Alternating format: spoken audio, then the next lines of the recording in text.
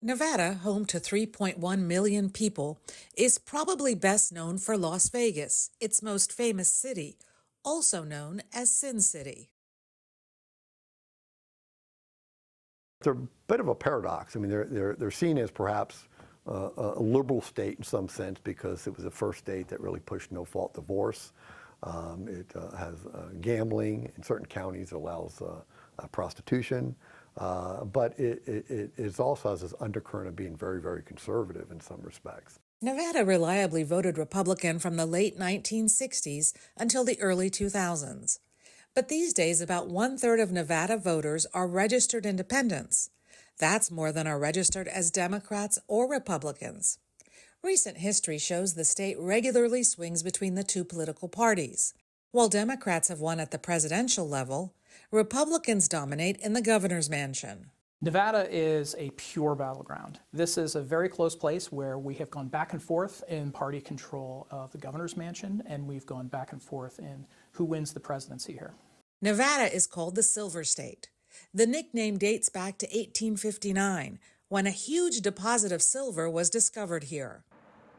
The Silver State's population has more than tripled since 1980, including a 35% jump between 2000 and 2010. Many of the newcomers are from predominantly liberal California.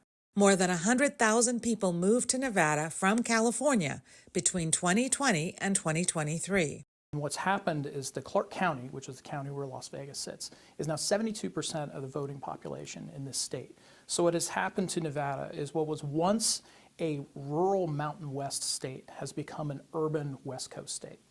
Despite the population explosion, Nevada remains a heavily working-class state, with many residents working manual jobs.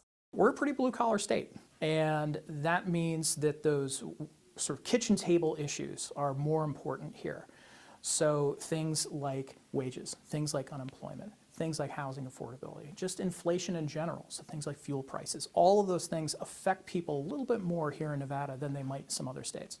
It's the pocketbook issues, it's reproductive rights, and it's immigration. When they vote in November's general election, Nevadans will also vote on whether to guarantee a constitutional right to an abortion in the state. Abortion measures being on the ballot in several states, as well as the issue overall, has already proven to be a big driver, a big motivator of turnout in prior elections. And I think this one will be no different. But the election could still come down to pocketbook issues for Nevada residents.